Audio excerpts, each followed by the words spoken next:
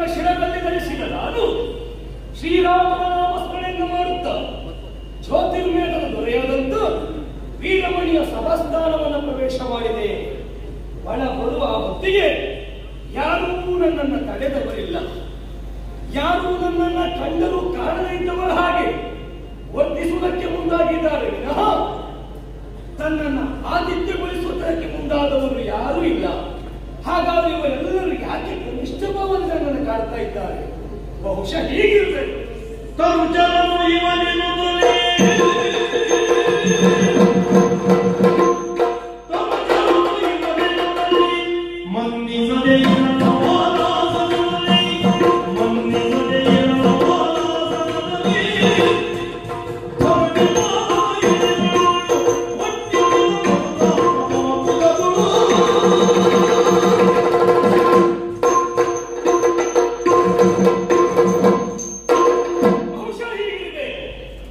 ಸಭಾಸ್ಥಾನವನ್ನು ಪ್ರವೇಶ ಮಾಡಿದ್ದು ಮನದಿಂದ ಮರಕ್ಕೆ ನೆಗೆಯುವ ಮಂಗ ಎನ್ನುವ ಕಾರಣಕ್ಕಾಗಿ ತನು ಚಲನೆಯುವನೆನ್ನುತ್ತದೆ. ನಾನು ಸಾಮಾನ್ಯ ಮಂಗ ಎನ್ನುವ ಕಾರಣಕ್ಕಾಗಿ ಸಣ್ಣ ಭಾವದಿಂದ ಕಾಣುವುದಕ್ಕೆ ಮುಂದಾಗಿದ್ದಾರೆ. ಅವರೇನು ನನ್ನನ್ನು ಕಾಣಲಿಲ್ಲ, ಕಂಡರೂ ಮಾತನಾಡಿಸುವುದಕ್ಕೆ ಮುಂದಾಗಲಿಲ್ಲ. ಹಾಗಂತ ನಾನು ಒಂದ ಕಾರ್ಯವನ್ನು ಮಾಡದೆ ಹೋಗುವ ಹಾಗಿಲ್ಲ. ನಾನಾಗಿ ಹೋಗಿ ಮಾತನಾಡಿಸುವುದು ಸರಿಯಲ್ಲ. ಸಭಾಸ್ಥಾನದಲ್ಲಿ ಇದ್ದವನು ಅವನೇ ನನ್ನತ್ತ ಬರುವ ಹಾಗೆ ಮಾಡಬೇಕು ಅಂತಾದ್ರೆ ಕುಳಿತುಕೊಳ್ಳುವುದಕ್ಕೆ ಅವರೆಲ್ಲರೂ ಕೊಟ್ಟ ಆಸನದಲ್ಲಿ ನಮಗೆ ಕುಳಿತುಕೊಳ್ಳುವುದಕ್ಕಾದೀತ ಆಗುವುದಿಲ್ಲ. ಆದರೂ ಅವನಿಗೆ ಸಮಾನವಾಗಿ ಕಾಣಬೇಕು ಅಂತಾದ್ರೆ ಬಾಲಕ್ಕೆ ಆಜ್ಞೆಯನ್ನು ಕೊಟ್ಟಿದ್ದೇನೆ. ಬೆಳೆಯುತ್ತರ ಹೋಗುತ್ತಾ ಇದೆ. ಆ ಬಾಲವನ್ನು ಸುತ್ತುವುದರ ಮುಖೇನ ಬಾಲಾಸನದಲ್ಲಿ ಎತ್ತರವಾಗಿ ಕುಳಿತು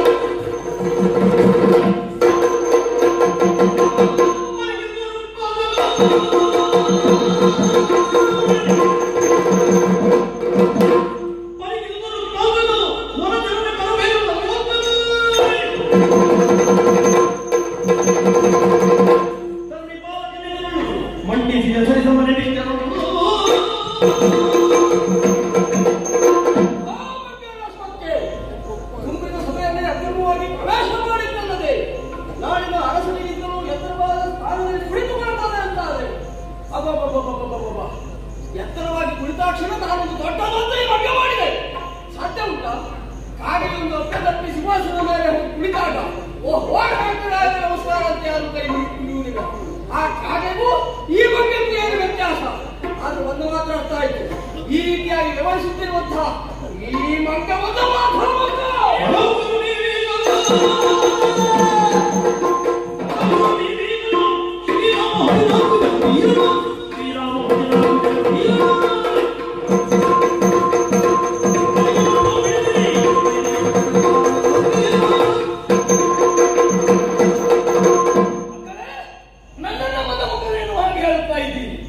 ಸ್ಪಷ್ಟವಾಗಿ ಹೇಳುತ್ತೇನೆ ಕೇಳಿ.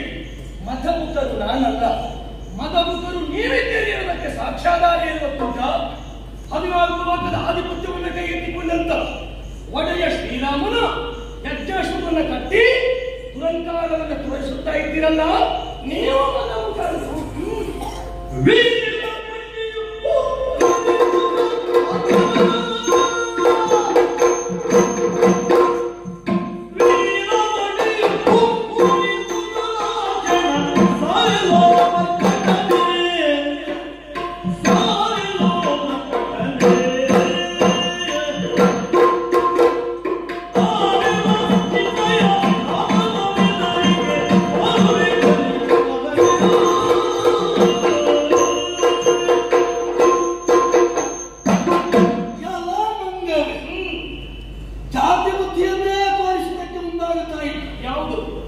ಯಾವುದೇ ಮಂಗನತ್ತ ಒಂದು ವಸ್ತುವನ್ನು ಎಸಿತಾರೆ ಅಂತಾರೆ.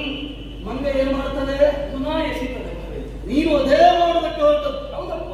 ಅಲ್ಲದೆ ಹೋದೆ ನೀ ಮಾಡಿದ ಅಬದ್ಧ ಕಾರ್ಯವನ್ನು ಕೊಟ್ಟು ಸುಸ್ಪಷ್ಟವಾದಂತಹ ಕಾರಣವನ್ನು ಕೊಟ್ಟು ನಮ್ಮ ಮಗನಾದಂತಹ ಮದಮುಖ ಅಂತ ಆಕ್ಷೇಪ ಮಾಡಿದ್ರೆ ಮರಳಿ ಮದಮುಖ ಎಂದು ಮಾಡಿ ನಮ್ಮತ್ತಲೇ ಬೆಟ್ಟು ಮಾಡ್ತಾ ಇದ್ದೆ. ನಾನು ಮಾಡಿದ ಕೃತ್ಯವನ್ನು ಕಂಡು ನೀವು ಹೇಗೆ ನನ್ನನ್ನು ಆರೋಪಿಸಿದ್ದೀರೋ ಅದೇ ರೀತಿ ನಿಮ್ಮ ಮಕ್ಕಳು ಮಾಡಿದ ಕೃತ್ಯವನ್ನು ಕಂಡು ನಾನು ಅವರ ಮೇಲೆ ಆರೋಪವನ್ನು ನಡೆಸಿದೆ. ಈಗ ನಮ್ಮ ಮಕ್ಕಳು ಮಾಡಿದಂತಹ ಮಾತಿಗೆ ಏನು ಕಾರಣ ಅಂತ ಸ್ಪಷ್ಟವಾದಂತಹ ನಿದರ್ಶನ ನಾವು ಕೊಡಬಲ್ಲ. ಏನು ನೀ ಹೇಳಿದ ಮದಮುಖ ಎನ್ನುವ ವ್ಯಾಪ್ತಿಗೆ ಏನು ಕಾರಣ ಅಂತ ನೀನು ಕೊಡಬೇಕಾಗುತ್ತೆ. ಹೇಳ್ತೀರಲ್ಲ, ಅಲ್ಲದೆ ಹೋದ್ರೆ ರಾಮನ ಅಶ್ವವನ್ನ ಬಂಧಿಸಿದ ನೀವು ಮದಮುಖರಿರುವ ರಾಮನ ಅಶ್ವ ಬಂಧಿಸಿದ ಮದಮುಖತನಾಗುತ್ತದೆ. ಹೌದು, ಗೊತ್ತಿರ್ತದೆ. ಈಗ ನಿನ್ನನ್ನು ಮದಮುಖ ಅಂತ ಕರೆಯುವುದಕ್ಕೆ ಕಾರಣ ಇರುವುದೇ ತುಂಬಿದ ಸಭೆಯಲ್ಲಿ ಸಭಾ ಮರ್ಯಾದೆ ಅಂತ ಒಂದಿದ್ದೇ ಇರ್ತದೆ. ಅಂತ ಸಭಾ ಮರ್ಯಾದೆಯನ್ನಾದರೂ ಮೀರಿ ವ್ಯವಹರಿಸುವುದಕ್ಕೆ ಮುಂದಾದರೆ ರಾಜನ ಪೀಠಕ್ಕಿಂತ ಉನ್ನತವಾದಂತಹ ಪೀಠಗಳು ಅಥವಾ ಅದಕ್ಕೆ ಸರಿಸಮಾನವಾದಂತಹ ಪೀಠಗಳು ಕುಳಿತುಕೊಳ್ಳುವುದು ರಾಜದ್ರೋಹ ಎನಿಸಲ್ಪಡುತ್ತದೆ. ಅಂತಹ ಕಾರ್ಯವನ್ನು ನೀನು ಮಾಡಿದ್ದರೆಂದರೆ ನಿನ್ನನ್ನು ನನ್ನ ಮಕ್ಕಳು ಮದಮುಖ ಅಂತ ಕರೆಯಬೇಕಾಗಿರುವುದು. ಈಗ ರಾಜದ್ರೋಹದ ಕಾರ್ಯವನ್ನು ಮಾಡುವುದು ಎಲ್ಲಿಯವರು ಆ ನಾಡಿನ ಪ್ರಜೆಗಳಾದವರು ರಾಜದ್ರೋಹ ಕಾರ್ಯವನ್ನು ಮಾಡಿದ್ರು ಅನ್ನಿಸಿಕೊಳ್ತಾರೆ. ರಾಜ ಅಲ್ಲದೇ ಇದ್ದಾಗ ಅವನ ಸಮ್ಮುಖದಲ್ಲಿ ಮತ್ತೊಬ್ಬ ಮಾಡ್ತಾನೆ ಅಂತಾದ್ರೆ ರಾಜನಲ್ಲಿ ಯಾವುದು ಲೋಪ ಇರಬೇಕೆನ್ನುವ ಬಗ್ಗೆ ಯೋಚನೆ ಮಾಡಬೇಕಾಗ್ತದೆ. ಖಂಡಿತ ಅಲ್ಲವೇ ಅಲ್ಲ. ಬಂದವರು ಅಜ್ಞಾನಿಯಾದರೂ ಆ ರೀತಿ ವ್ಯವಹರಿಸುವ ಸಾಧ್ಯತೆ ಉಂಟು. ಯಾಕೆ ಒಂದು ಪ್ರಭು ಪೀಠ ಅಂತಿರ್ತದೆ, ಅದಕ್ಕೆ ಔನ್ನತ್ಯವಾದಂತಹ ಪೀಠದಲ್ಲಿ ಕುಳಿತುಕೊಳ್ಳುವುದಿದೆ. ಅದು ಗುರುಪೀಠವೇ ಆಗಿರಬೇಕು. ಹೌದು, ಹೇಳಿ ಕೇಳಿ ಮಂಗ ನೀನು ಕುಳಿತುಕೊಳ್ತೀಯ ಅಂತ ಯಾವ ನೆಲೆಯಲ್ಲಿ ಸರಿ ಎನ್ನುವುದು ಪ್ರಶ್ನಾರ್ಹವಾಗುತ್ತದೆ. ಕಾರಣ ಬೇರೆ ಯಾವುದು? ಕುಳಿತುಕೊಳ್ಳುವ ಕಾರಣ ಒಂದೇ ಒಂದು, ನಿನ್ನೆಲ್ಲ ಕಾಣುವುದೇ ಪ್ರಥಮವಾದ ಉದ್ದೇಶವನ್ನಾಗಿತ್ತು. ಕಾಣಬೇಕೆನ್ನುವ ಕಾರಣಕ್ಕಾಗಿ ರಾಮನಾಮ ಸ್ಮರಣೆಯಿಂದ ಆಸ್ಥಾನವನ್ನು ಪ್ರವೇಶ ಮಾಡಿ ಸರಿ. ಯಾರು ನನ್ನನ್ನು ತಡೆದವರಿಲ್ಲ, ಇಲ್ಲವೇ ಇಲ್ಲ. ಯಾರು ನನ್ನತ್ತ ಗಮನವನ್ನು ಹರಿಸಿದವರಿಲ್ಲ. ನಮ್ಮಲ್ಲಿ ಮಂಗನನ್ನು ತಡೆಯಿರಿ ಎನ್ನುವ ಹಾಗೆ ಯಾವ ಜನರನ್ನ ಇಟ್ಟಿಲ್ಲ. ಅದಕ್ಕಾಗಿ ರೋಷಣೀಯ ಬಂದದಿರ್ಬೇಕು. ನಾನು ಯಾಕೆ ಹಾಗೆ ಮಾಡಿದೆ? ಯಾಕೆ? ನಿನ್ನಿಂದ ಕೆಲವೊಂದು ಕಾರ್ಯಗಳು ಆಗಬೇಕಾದ ಅನಿವಾರ್ಯ ಸಂದರ್ಭ ಇದಾಗಿದೆ. ನಿನ್ನ ಎತ್ತರಕ್ಕೆ ಕುಳಿತ ಎಂಬಲ್ಲಿ ನಿನಗೆ ಸಮಾನವು ನಾನೇನುವಾಗಿ ಹೇಳಿಕೊಂಡದ್ದು ಮುಂದಾದದ್ದು ಅಲ್ಲ. ರಾಜಪೀಠಕ್ಕೆ ಸಮನಾದ ಆಸನವೂ ನನ್ನದಲ್ಲ. ಆದ್ರೆ ಯಾಕೆ ಹೀಗೆ ಮಾಡಿದೆ? ಯಾಕೆ ಮಾಡಿದೆ? ವೀರಮಣಿಯ ಲಕ್ಷ್ಯ ಎನ್ನುವುದು ನನ್ನತ್ತ ಬರಬೇಕು ಎನ್ನುವ ಕಾರಣಕ್ಕಾಗಿ ಈ ಕೃತ್ಯವನ್ನು ಮಾಡಬೇಕಾದ ಸಂದರ್ಭ ಬಂದದ್ದು. ಮಂಗವೇ, ವೀರಮಣಿಯ ಲಕ್ಷ್ಯದಿಂದತ್ತ ಬರಬೇಕು ಅಂತ ಅದೇ ಉಪಾಧಿ ಯೋಚನೆ ಮತ್ತೆ ಬೇರೆ ರೀತಿಯಲ್ಲಿ ನೀವು ಕಾಣಲಿಲ್ಲ. ಇಲ್ಲ, ಈಗ ಬಂದಂತಹ ನಿಮ್ಮನ್ನು ನಾವು ಮಾತಾಡಿಸುವುದಕ್ಕೆ ಮುಂದಾಗಲ್ಲ ಎನ್ನುವುದರಿಗೆ ನೀವು ನಮ್ಮಲ್ಲಿ ನಯವಿನಯವಾಗಿ ಹೀಗೊಂದು ಭಿನ್ನ ಉಂಟು ಎನ್ನುವ ಹಾಗೆ ನನ್ನಲ್ಲಿ ಆಡುವುದಕ್ಕೆ ಮುಂದಾಗಿದ್ದೀನಿ. ಅದಕ್ಕೊಂದು ಅವಕಾಶವನ್ನು ಕಲ್ಪಿಸಬಹುದಾಗಿತ್ತು. ಯಾವ ನುಡಿಯನ್ನು ಆಡದೆ ಇನ್ನಷ್ಟಕ್ಕೆ ಏನೋ ಮಂತ್ರವನ್ನು ಹೇಳಿಕೊಳ್ತ ಪ್ರವೇಶ ಮಾಡಿ ಅಥವಾ ಪೀಠಕ್ಕಿಂತ ಮೇಲಾಗಿ ಕುಳಿತುಕೊಳ್ತೀವಿ ಎನ್ನುವುದಕ್ಕೆ ಮಾಡಿದ್ದು ತಪ್ಪು ಅಂತಾಗುತ್ತದೆ. ನಾನು ಯಾಕೆ ಹಾಗೆ ಮಾಡಿದೆ? ಯಾಕೆ? ಬೇರೆಯವಲ್ಲ, ನಿನ್ನನ್ನು ಸಂಧಿಸಬೇಕು ಅಂತಾದ್ರೆ ನಿನ್ನನ್ನು ಕಾಣುವ ಮೊದಲು ಕೆಲವರನ್ನ ಭೇಟಿಯಾಗಿ ಅವರ ಅನುಮತಿಯನ್ನು ಪಡೆದು ನಿನ್ನನ್ನು ಸಂಧಿಸಬೇಕು. ಸರಿ. ಈಗ ಮನೆಗೆ ಬೆಂಕಿ ಬಿದ್ದಿದೆ ಎನ್ನುವುದನ್ನು ಹೇಳುವುದಕ್ಕೆ ಪ್ರಜೆಯೋರ್ವ ಅರಸನ ಸಮೀಪ ಬಂದಾಗ ಉಳಿದವರ ಅಪ್ಪಣೆ ಬೇಕು ಎನ್ನುವ ಹಾಗೆ ಕಾಯುತ್ತ ಕುಳಿತರೆ ಏನಾಗ್ತದೆ ಹೇಳು? ಏನಾಗ್ತದೆ? ಮನೆ ಸುಟ್ಟು ಹೋಗ್ತದೆ. ಆ ಸಂದರ್ಭದಲ್ಲಿ ಮಾಡಬೇಕಾದದ್ದೇನು? ನಿಯಮ ಭಂಗವಾದರೂ ತೊಂದರೆಯಿಲ್ಲ. ಮಹಾರಾಜನನ್ನ ಕಂಡು ಆದ ಆಪತ್ತನ್ನು ಹೇಳುವುದು ಕರ್ತವ್ಯವಾಗಿರ್ತದೆ. ಇಲ್ಲಿಯೂ ಹಾಗೆ ನಿಮಗಾಗುವ ಆಪತ್ತನ್ನ ಆದಷ್ಟು ಬೇಗ ತಡೆಯದಿದ್ದರೆ ಇಡೀ ಜ್ಯೋತಿರ್ವೇದಕ್ಕೆ ಹಾನಿ ಎನ್ನುವ ಕಾರಣಕ್ಕಾಗಿ ನೀನಷ್ಟು ಎತ್ತರವಾಗಿ ಕುಳಿತುಕೊಳ್ಳಬೇಕಾದ ಸಂದರ್ಭ ಬಂತು. ಈ ಆಲೋಚನೆ ಮಾಡು. ಮನೆಗೆ ಬೆಂಕಿ ಬಿದ್ದಿದೆ ಎನ್ನುವ ಕಾರಣಕ್ಕೆ ಬೇಕಾಗಿ ಅವಸರದಲ್ಲಿ ಕಾರ್ಯಪ್ರವೃತ್ತರಾಗಿ ಬೆಂಕಿ ನೊಂದಿಸುವ ಪ್ರಕ್ರಿಯೆಯನ್ನು ಮಾಡುವವರಿಗೆ ಬುದ್ಧಿವಂತ ಉದ್ದೇಶ. ಬೆಂಕಿ ಬಿದ್ದಿದೆ ಎನ್ನುವ ಕಾರಣಕ್ಕೆ ಬೇಕಾಗಿ ಮತ್ತನಾಲ್ಕಾರು ಸೌದೆಯಿಂದ ಕಾಡ್ತಾನೆ ಅಂತ ಅವನಿಗೆ ಹೆಡ್ಡ ಉದ್ದೇಶ. ಖಂಡಿತ ನೀ ಮಾಡಿದ ಕಾರ್ಯ ಅದಾಗಿ ಈಗ ನೀನೇ ಹೇಳಿದ ಹಾಗೆ ಒಂದು ರಾಮನ ಕಾರ್ಯ ಉಂಟು ಎನ್ನುವಾಗ ಬದಲೇ ತೊಡಗಿ ಅಂತದೊಂದು ಬೆಂಕಿ ಬಿದ್ದಿದೆ. ಅದನ್ನು ಮತ್ತು ಉಲ್ಬಣ ಮಾಡುವ ಹಾಗೆ ದ್ವೇಷದ ಬೀಜ ಉಮ್ಮಳಿಸುವ ಕಾರ್ಯ ಪ್ರವೃತ್ತನಾಗ್ತೀಯ ಅಂತ ಬೆಂಕಿಯನ್ನು ಹೆಚ್ಚು ಮಾಡಿದ ಪರಿಣಾಮ ನಾನು ಬೆಂಕಿ ಕೊಟ್ಟದಲ್ಲ. ಬೆಂಕಿಯನ್ನು ನೀವಾಗಿ ಹೊತ್ತಿಸಿಕೊಳ್ತಾ ಇದ್ದೀರಿ. ನೀವು ಶಾಂತರಾದರೆ ಬೆಂಕಿ ಶಾಂತವಾಗ್ತದೆ. ಹಾಗಾಗಿ ಅಗ್ನಿಮಂತ್ರವನ್ನು ಪಠಿಸಿ ಅಂತ ಹೇಳುವುದಕ್ಕೆ ಬಂದದ್ದು. ಇಲ್ಲಿರುವ ಬೆಂಕಿ ನಿಮ್ಮನ್ನು ಸುಡುವುದಕ್ಕಿರುವುದು ಎನ್ನುವುದು ತೋರಿಸುವುದಕ್ಕೆ ಬೇಕಾಗಿ ವೀರಮಣಿಯ ಕುರಿತ ಕುಳಿತುಕೊಂಡ ವಿಚಾರ ಬಿಡು. ಮತ್ತಾಡುವುದಕ್ಕೆ ತೊಡಗಿದ್ದೀರಿ. ಬರೀದೇ ಕಡಲ ಕಾರಣರಾಗಿರಿ. ಹೌದು ಎನ್ನುವಲ್ಲಿಗೆ ರಾಮನ ಕಡೆಯಿಂದ ಬಂದವ ಎನ್ನುವುದು ಸ್ಪಷ್ಟವಾಗ್ತಾ ಉಂಟು. ಹೆಸರು ಹನುಮಂತ. ಇನ್ನೆಲ್ಲ ಕೇಳುವುದು ಈಗ ಅಶ್ವಮೇಧದ ತುರಗವನ್ನು ಬಂಧಿಸುವುದು ನಿಷೇಧ ಕಾರ್ಯ ಅಲ್ವಾ? ನಿಷೇಧ ಕಾರ್ಯ ಅಲ್ಲದೆ ಇದ್ದದ್ದು ಬರಿದೇ ಕಡಲ ಕಾರಣವನ್ನು ಹಾಗೆ ಆಡಬೇಕು ಅಂತ ಏನು ಕಾರಣ? ಬಲವಂತರು ಕಟ್ಟಿಗಾಡಬೇಕು, ಬಲಹೀನರಾದವರು ಕಪ್ಪವನ್ನು ಕೊಡಬೇಕು. ಸರಿ, ನಮ್ಮಲ್ಲಿ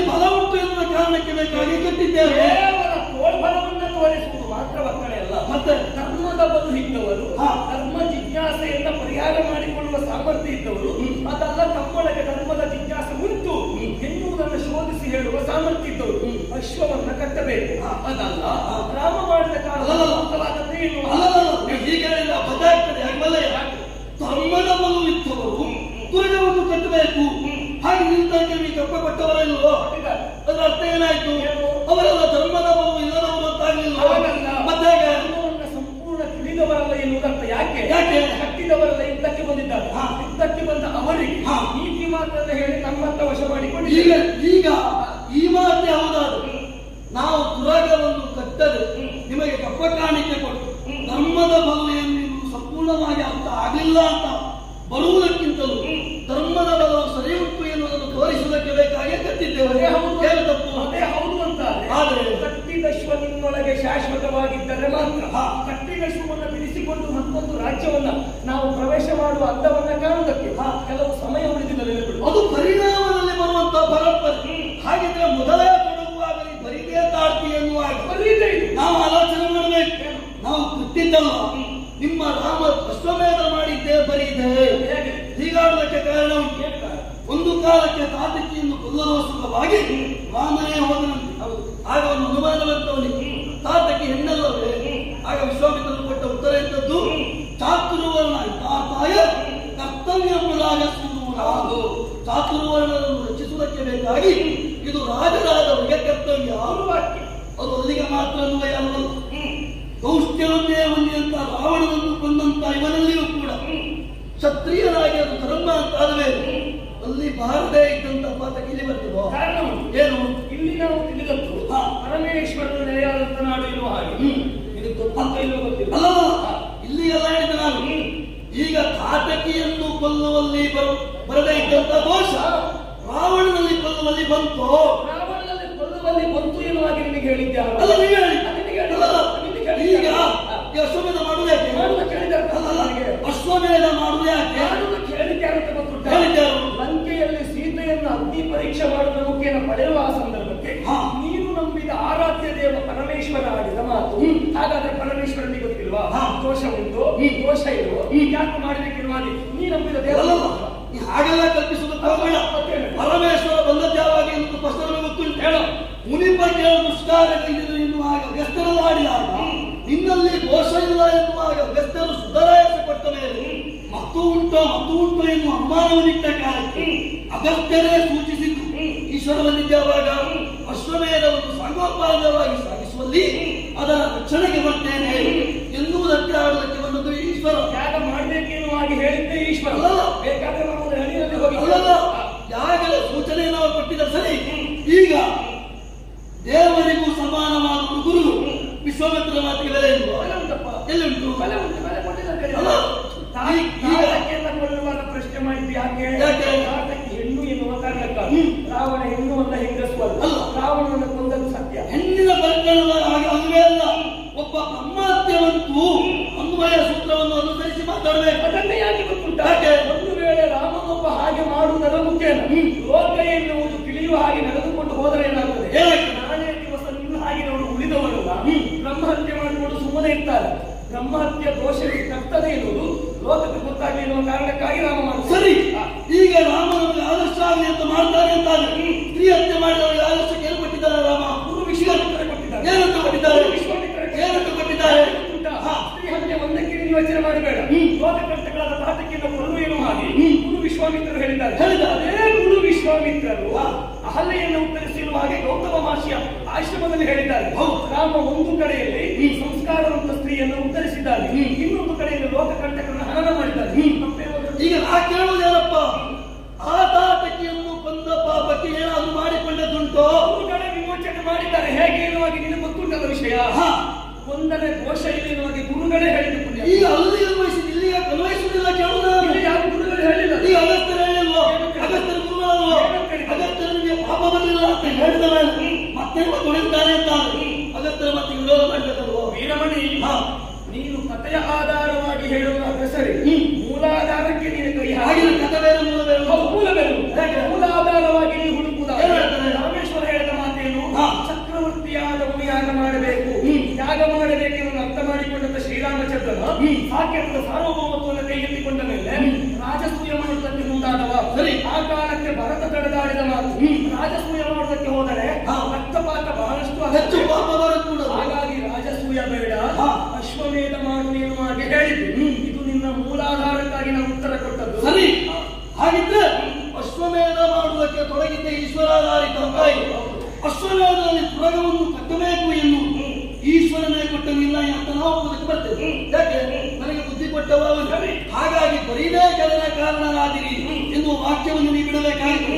ಮತ್ತೆ ಬರೀದೇ ಅಂತ ಹೇಳಬೇಕು ಅಂತ ಆದ್ರು ನಿನ್ನ ರಾಮನಂತ ಕಲಿತರೆ ಏನು ಅಂತ ಏನು ನಿನ್ನ ರಾಮನಂತ ಕಲಿತರೆ ಏನು ಅಂತ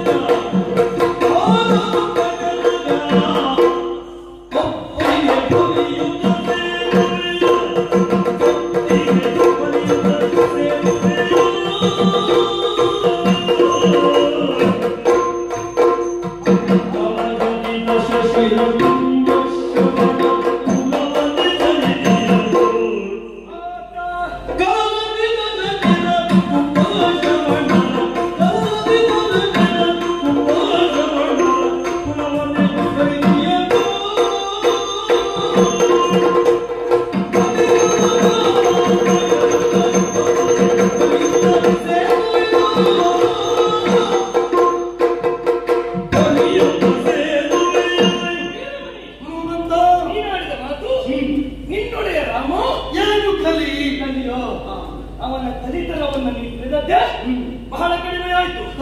ಹೇಳುದು ಕಲಿಗವ ಕಾಲಾಂತ ಕಲಹೆ. ಕಲಿತನಕ್ಕೆ ಇನ್ನೊಂದು ಹೆಸರು ಯಾಕೆ ಕಲಿದ್ರೆ ರಾಮ ಎನ್ನುವಾಗ ಹೇಳ್ಬೇಕು.